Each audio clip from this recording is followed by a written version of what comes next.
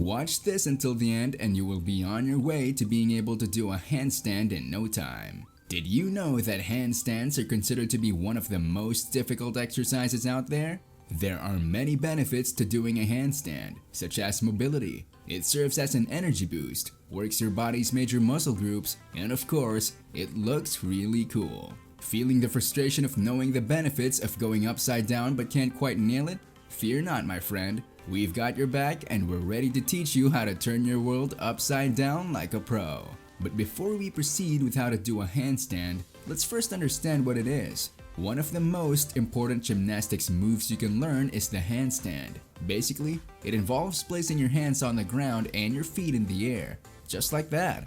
Yet performing it is more difficult for most people than comprehending what it is. In fact, performing a handstand for the first time can be pretty terrifying, especially if you're not a gymnast. You should consider it a success if you can hold the position for even a brief period of time.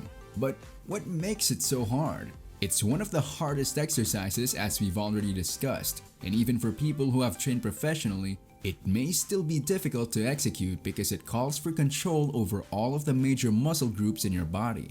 But if you're ready to put in the necessary effort, you can improve your handstands over time, just like you can with anything else in your life. It takes patience to practice handstands, since even if you practice them every day, it will probably take you months to gain the requisite strength and ability to complete the exercise. Excited to master the art of the perfect handstand? Well, get ready to elevate your game with these 5 essential steps to help you achieve it. Starting with step 1, first, choose a starting position. Put your feet into the wall while you sit down on the floor with your back against the wall. Now observe the gap. Then turn over and put your feet directly in front of the wall with your hands where your butt was. Your hands should be spread out and rotated forward, not inward, with your fingers shoulder width apart. You are essentially in the downward dog position. From here, work on shifting all of your weight forward until you're standing on the tips of your toes. Step 2. Next, slowly begin to walk up the wall behind you while keeping your legs bent. Make sure to put additional weight into your hands and the wall with your entire foot. If your arms feel strong enough to handle the weight, keep walking up the wall, activating your arms, shoulders, upper chest, and core as you do so. Step 3. Walk up the wall repeatedly until you feel strong, steady, and confident. Be careful not to overextend your elbows. Doing so will lessen the strain on the arm joints and keep your arms from collapsing. Pulling in your stomach and focusing on your core can help you to stabilize your entire body. Lift from your lower tummy to keep your shoulders from rising above your ears. Always keep your legs moving. Step your feet up the wall little by little until your body forms a straight angle with your knees slightly bent. Step 4. Lifting those legs up is the next stage. Start by raising one leg. Make sure your legs are turned just a little bit inward. This keeps your spine in an upright position. And don't overlook your feet. Barbie doll feet, also known as pointed feet with flexed back toes, are a combination of both pointed and flexed feet. Similar to standing up straight, activated feet aid in engaging the complete body. And now for step 5, it's time to move on to the next task after you feel secure with one leg off the wall. With toes pressed up against the wall, extend both legs long and straight. Holding this position will allow you to practice it more, or you can kick off the wall when you're ready. Get an extra pair of eyes or hands to assist you the first time you do this. Furthermore, make sure there's no furniture in the space, just in case. Just extend your feet back toward the wall if you begin to feel unsteady. And there you are, a handstand. Easy, right? No? Well, if you still struggle to do a handstand, here are 7 more tips to make things easier for you. Starting with number 7, first, squeeze your butt. Your glutes should remain engaged during the entire handstand transition, starting as soon as you stand up. If we're being completely honest, you should aim to pinch your butt as tightly as you can even before kicking, and then do everything in your power to maintain that position for the entire workout. Due to the difficulty of concentrating on squeezing your butt while standing upside down and attempting to keep from falling to the floor, this exercise is one of the most difficult for people to grasp and do. In order to perform the handstand properly, you must grasp this crucial component of the exercise. Number 6.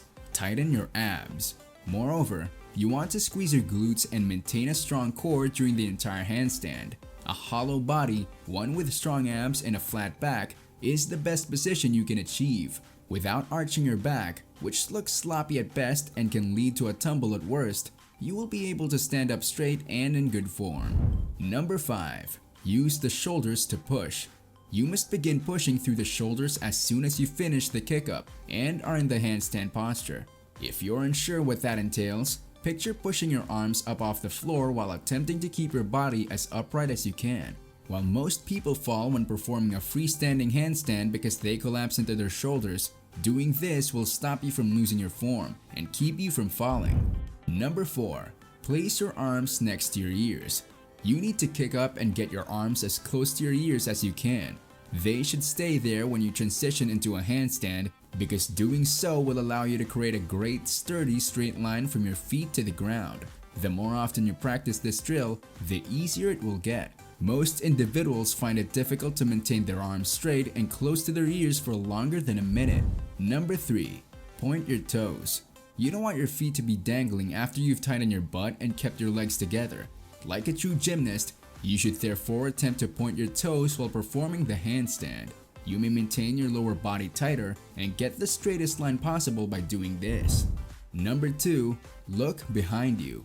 When performing a handstand, most people choose to look down because it feels most natural. Looking down can cause you to lose your balance and sabotage the straight line you've worked so hard to achieve. So you need to concentrate on overcoming this habit if you want to improve your form. Because of this, you should strive to direct your gaze upward rather than downward at your hand. This will guarantee that your head remains in the proper posture, enabling you to draw the line straight we've been talking about so much. And lastly, for number 1, use wrist wraps. Because you must support your full weight on your palms, handstands are difficult on the wrists. Also, if you don't have much gymnastics experience, you will undoubtedly begin to experience pressure and soreness in the wrist region. The best defense against it is to use wrist wraps, which can make you feel more stable and shield you from injuries. And there you have it. I'm sure if you keep practicing, handstands will be easier for you, and you won't even need wrist wraps anymore. Trust me, you got this. So, are you watching this video upside down or what? We hope we gave you the tools to master your handstand. We know your body is your top priority, and here at Healthee, our goal is to keep you fit and strong. If you enjoyed this video, I'm sure you'll love the next one as well. Thanks for sticking with me until the end, and we'll see you in the next one.